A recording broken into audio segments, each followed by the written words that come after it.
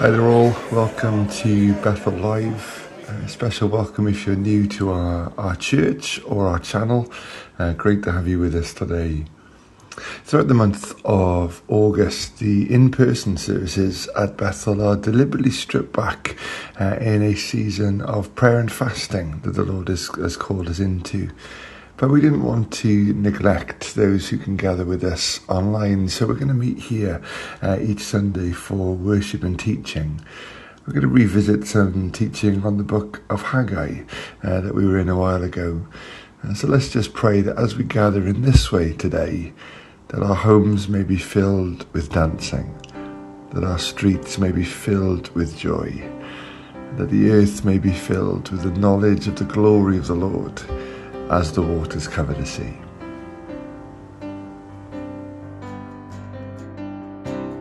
May our homes be filled with dancing. May our streets be filled with joy. May injustice bow to Jesus. As the people turn to pray, from the mountains to the valleys, hear our praises rise to you. From the heavens to the nations, hear our singing, fill the air. May your light shine in the darkness, as we walk before the cross. May your glory fill the whole earth, as the water of the seas. From the mountains to the valleys, hear our praises rise to you. From the heavens to the nations, hear our singing, fill the air.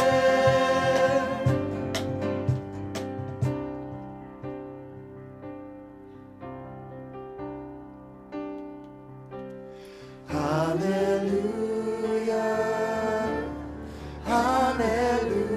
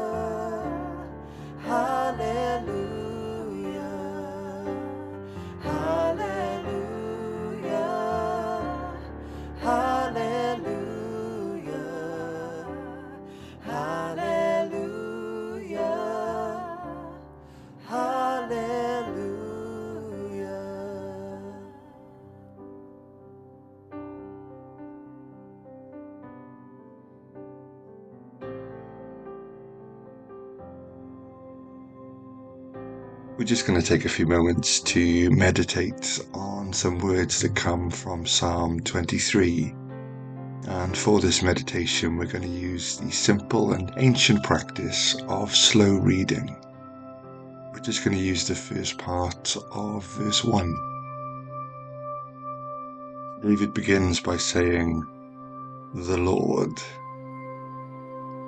I want to invite you to take a few moments to think about those words and what those words mean to you.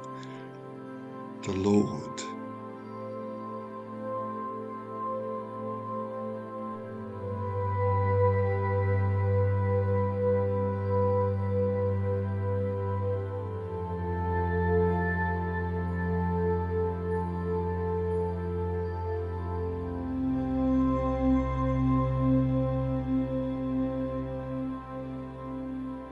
The Lord is. Let's just take a moment to remind ourselves, to remind our very soul, that with everything else that is, and everything else that is going on, the Lord is.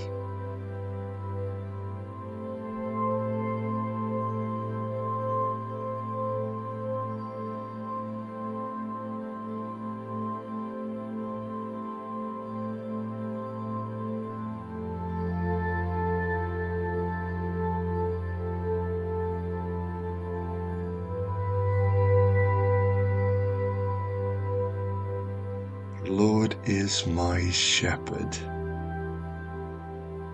Let's take a moment to picture that guarding, that guiding, that protecting, that providing. I am not my own guide. I am not my own guardian. I am not my own provider. The Lord is my shepherd.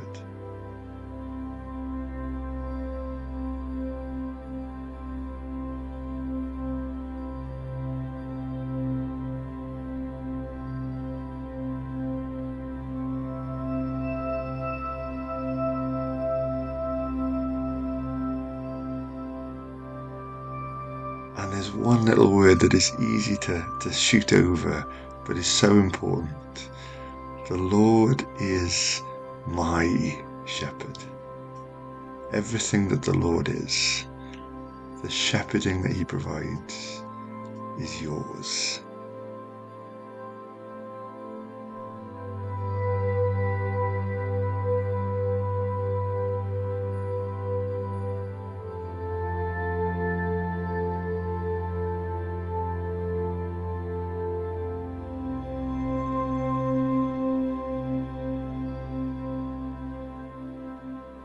Just sit for a moment with those reflections and all the images and words that have come to mind, and let's turn those to prayer. Maybe prayers of thanks, maybe prayers of request. But let's just sit with that for a moment. The Lord is my shepherd.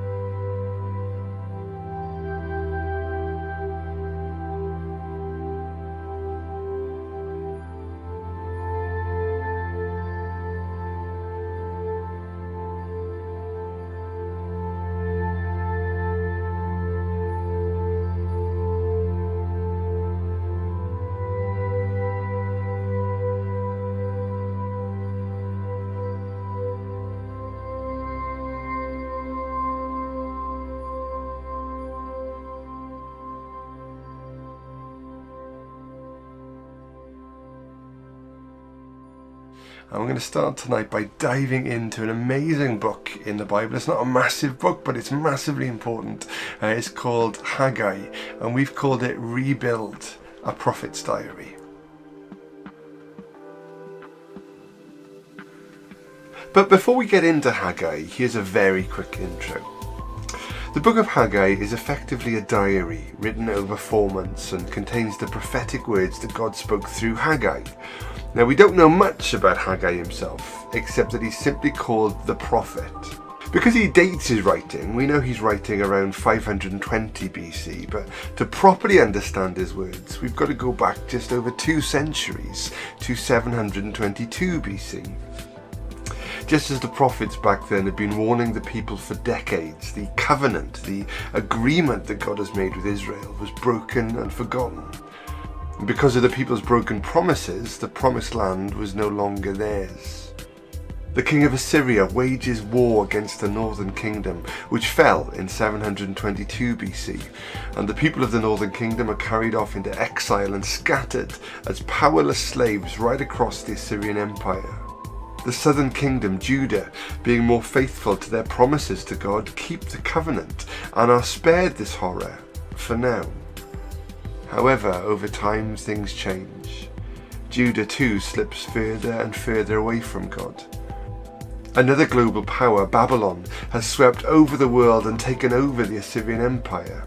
They attack Judah, which falls in 587 BC.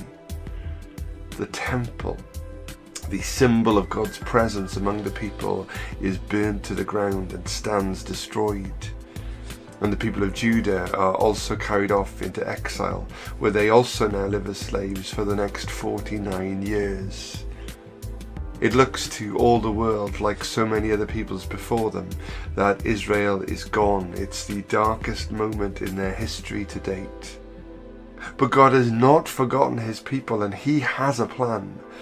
Just as the prophets had promised, there's another power now on the global stage, Persia.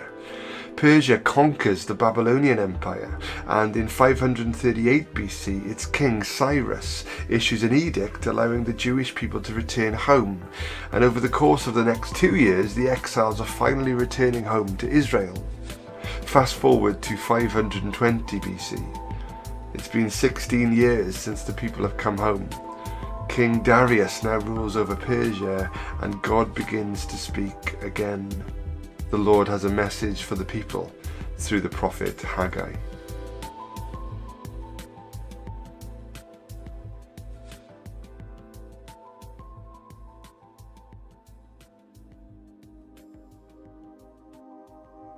Haggai chapter 1.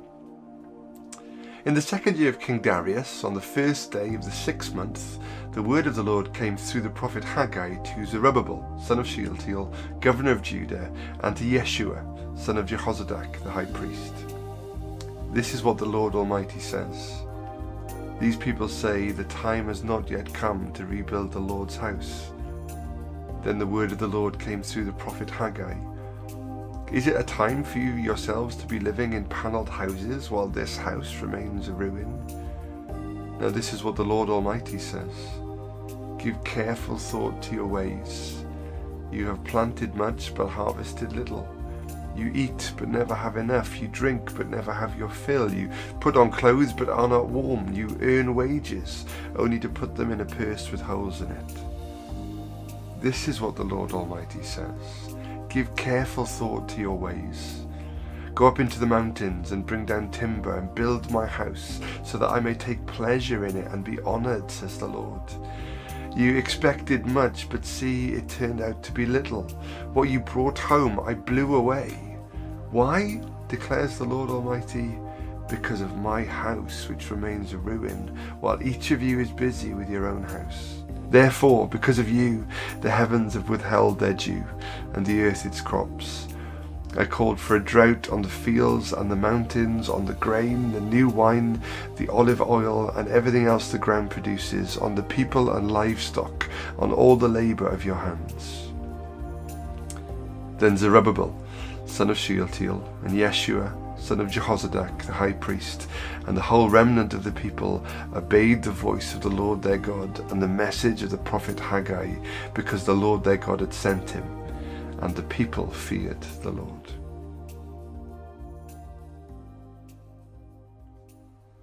The last time I saw my grandmother alive was in hospital the week before she died.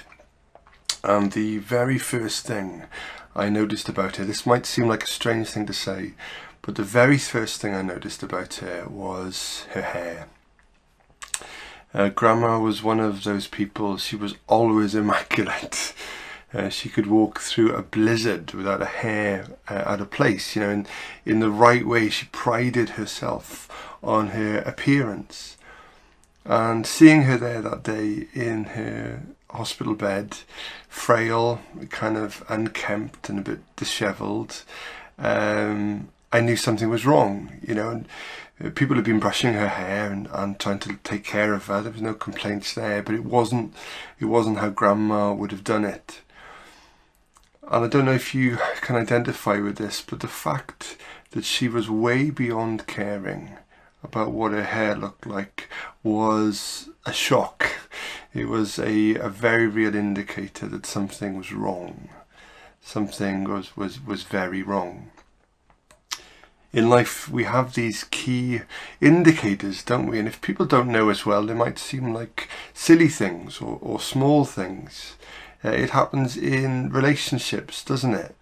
Things break down, and it's not really about the date or the dinner or the dishes, and yet somehow it is about those things, because those things reveal that passion has slipped, or that something deep down is now different and has changed. As the prophet Haggai looked at the nation of Israel, he immediately saw that something was very, very wrong. He writes about it here, doesn't he? In verse 2, he's straight into it in this book. These people say the time has not yet come to rebuild the Lord's house. The time has not yet come. The word, the time that it's used in the Hebrew could be translated the right time. It's not the right time to start rebuilding the temple. Now, the people had been in exile for 49 years. That's actually a significant number that we'll look at later in this series. But, nearly 50 years they'd been out of the land. They'd now been allowed to return home in 2 waves over 2 years. And they'd been back home for 16 years. That's 16 years of peace in the land. 16 years of personal building projects, getting their lives back together. If now wasn't the right time to rebuild the temple, then it was never going to be the right time. It wasn't really about the temple, and yet it was all about the temple. The fact that there was no appetite to rebuild, there was no hunger, there was no urgency. These were symptoms that something deep down was different, that something was wrong, something was very wrong. There'd been a passion leakage. At one point in Israel's history, their song was, "Better is one day in your courts than 1,000 elsewhere." And now there was just no hunger after 16 years. Just no hunger. There was no vision. Their vision had been damaged and deteriorated over the years. There was no plan to put it back together and to meet with God. It wasn't about the temple, and yet it was all about the temple. There's something so spiritual sounding about this, isn't there? It's not the right time. It's just not the season for that. And Haggai lays into them here, man. I mean, the language is so brutal. He says, is it time for you to be living in panelled houses? I mean, this was a luxury. These were extravagant houses that were being built. He says, you've got time enough for those. And yet all the time you're passing the Lord's house. That's what he calls it. It's such an emphatic phrase. It's God's place. It's meant to symbolize God's presence in our nation. Is wrapped up so neatly and so tightly in the covenant. God effectively says, build it and I will come. And having no plan, no passion to rebuild it was tantamount to saying, well, we don't care if you come or not. And Haggai says, would you look at your lives? There's a phrase he uses here that he'll use 4 times in these 2 short chapters of the book of Haggai. Give careful thought to your ways. In the original language, in the Hebrew, this is a phrase that means to set your heart or your attention on something. He says, would you just take a look? Would you just set your attention on your ways? Because something, guys, it is not right. And he reels off a whole list of things here that aren't working. He said, you plant much. The truth is the investment is huge, but you harvest little. The return you get on all your work is so small. You're always eating but never full. You're always drinking but never satisfied. You're dressing up. There's a wealth in the nation that they've not known before, and yet you can't keep warm. You're earning wages, and this is such a powerful image, only to put them in a purse with holes in it. You're pouring your earnings into wallets that are just bleeding change. Haggai serves as almost like a wake-up call to say something is not right. Something is not working, and if you just stop and look at it and admit it to yourselves, you can see it. It's not satisfying you. You're not content. You're not full. If you know me, you know I'm a huge U2 fan, by far and away one of their most famous. In fact, it's one of the songs that gets voted consistently way up the list of the best songs ever written. It is the song I Still Haven't Found What I'm Looking For. And at the moment, this is Israel's song to a T. I'm eating, but I'm not full. I'm drinking, but I'm not satisfied. I've got a house that out in exile as a slave I could never have dreamed of. And yet it all just seems to be this treadmill that I'm on. As soon as I've eaten, I want to eat again. As soon as I've earned, I need to earn again. It's not working. It's not satisfying. You know, if there was ever a picture of this in our day, I think it's of those Amazon delivery boxes that have a smile drawn on the side, the smile logo. I don't know if you've seen this or had one. As if we could sort of mail order happiness to be delivered to our front door. And yet Amazon have got over 12 million products on their website, because they know that a smile won't last that long, that it just doesn't satisfy, that the joy is deeper than happiness, and we can keep pouring things into our lives and ordering things in and doing things, and we can fill our lives with noise and people and activities and stuff, but on the inside be just as empty.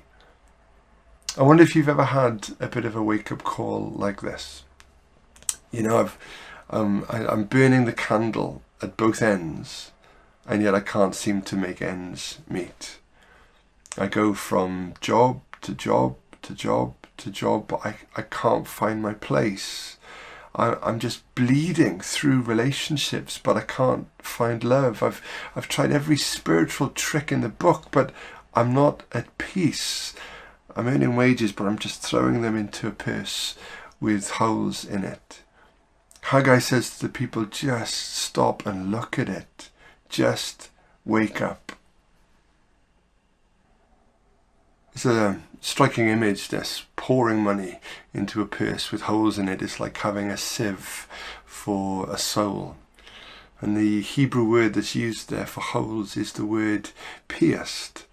That this hasn't just been damaged over time, this has been sabotaged. And it's self-sabotage. That's what Haggai is bringing the people. You've self-sabotaged your lives. And this hole, this gap, he's really clear on what that is. In verse 9 he says, "Why, declares the Lord Almighty, because of my house, which remains a ruin, while each of you is busy with your own house." In the rush to rebuild their lives, their priorities are all off kilter, and they've put themselves and their houses and their lives right at the very centre, and because of that the rest is off balance. The word he uses there, busy, literally means running. It's a picture of being hurried, and he says that's what your lives are like. They're so hurried, they're so preoccupied, they're so distracted, that there's no place for me. There's no centre where I can meet with you. I don't know if you enjoy watching the Olympics. I do, and I love the races, the sprints. But it's always kind of heartbreaking to see sometimes the false start. You know, somebody who's been training for the Olympic Games for at least 4 years, sometimes more, all that preparation, all that anticipation, and if they go slightly before the gun, they're off, they're disqualified. The good news of Haggai's message is, even though the return home to Israel has been a 16-year false start, they're not disqualified. They can start again from where they are. Yeah, the people respond well to this word, as unpopular as it was. You know, it certainly wasn't the consensus back in the day. Haggai's not alone. There are other prophets calling for this, Zechariah and Ezra being prominent among them. But he is an unpopular voice in terms of the popular opinion of the day, and yet it carries the authority of the word of God. It comes directly out of the heart of God, and it stirs hearts. Hearts are awakened, and priorities are shaken, and hope is rebuilt even there and even now. You know, at the moment we're hearing these words a lot, aren't we? Reset, or relaunch, or reboot. And after the disruption that we've felt in our lives through COVID, there is an eagerness now in many places to get things reopened and restarted again. And I just wonder if there's a prophetic word here in Haggai's message for the people of God and for us as a nation right now. Will you be tempted or tricked back onto the old treadmill? Or will you take a look at your lives and realize that you need me, God, right at the very center? That if we will put him first, if we will prioritize him first, that things can and will be shaped around that and find their rightful place around that. I'm always struck by Jesus' words to the church in Ephesus, as he writes to them in the book of Revelation. This is Revelation chapter 2, verses 4 and 5. Yet I hold this against you. You have forsaken the love you had at first. Consider how far you have fallen. Repent and do the things you did at first. If you do not repent, I will come to you and remove your lampstand, or that's a picture of the church, from its place. To repent means to turn around. You can turn around. You can restart. But it begins here. Jesus calls them to consider how far they had fallen. Haggai puts it this way: consider your ways, give careful thoughts to your ways. It wasn't about the temple, and yet it was about the temple. It was about how their passion had leaked and how their vision had deteriorated. But rebuilding was on the cards. A restart was possible. And I want us just to invite us now just to take a moment to consider our ways, to think about where we are with Jesus. Maybe there were things that we did at first that now we no longer do, but it's not really about the things we did. It's about the love with which we did them. And the fact that we don't do them anymore, it is not as significant as the reason why we're not doing the things that we used to do. I wonder if we've told ourselves and told each other, it's just not the season. I just haven't got the time. And yet we find ourselves on that old treadmill of when God is pushed to the sidelines. Life is just unsatisfying. Life just doesn't work. I want to invite you just to sit with this for a moment and to invite the Holy Spirit right where you are. Whenever you're listening to this and wherever you are, the Holy Spirit is able to apply this to our lives. Are there holes? Are there gaps? Is the place of God the center, the thing that you're building for him? Or have we become so invested in other things that he's been pushed way down the priority list and to the sidelines?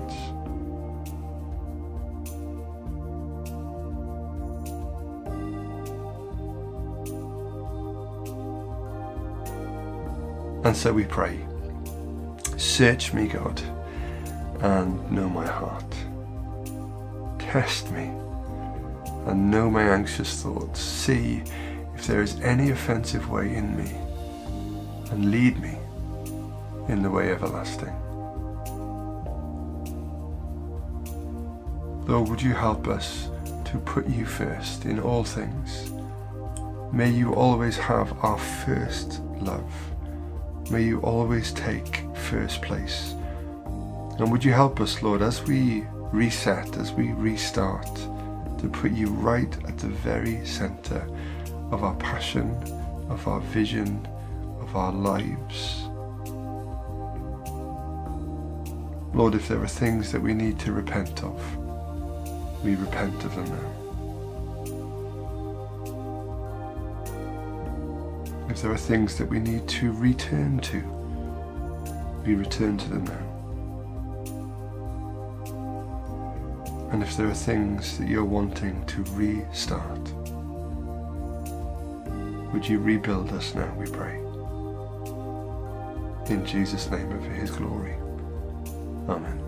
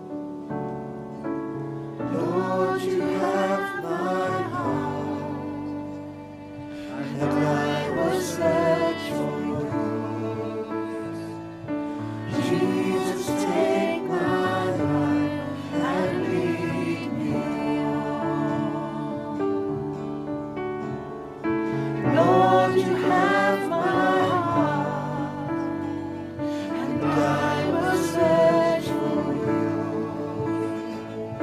Let me be to you a sacrifice, and I will praise you. I will praise you. I will sing of love. I will sing of love. Come show your face. We'll see your glory.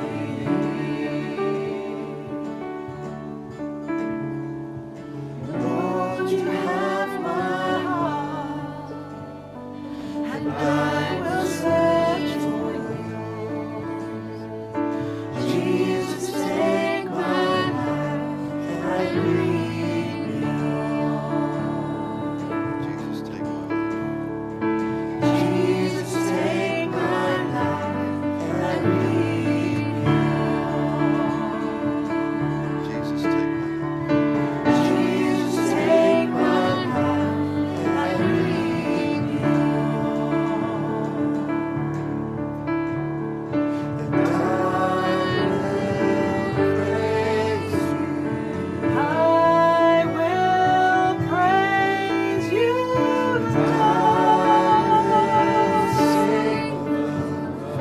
I will sing of love. Come down. Show your face. We'll see your glory. We'll see your glory.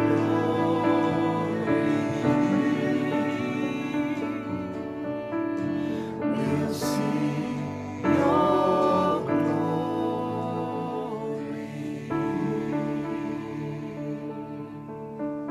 And so now unto him who is able to keep you from stumbling, and to present you before his glorious presence without fault and with great joy. To the only God our Saviour be glory, majesty, power and authority throughout all generations, forever and ever. And all God's people said, Amen.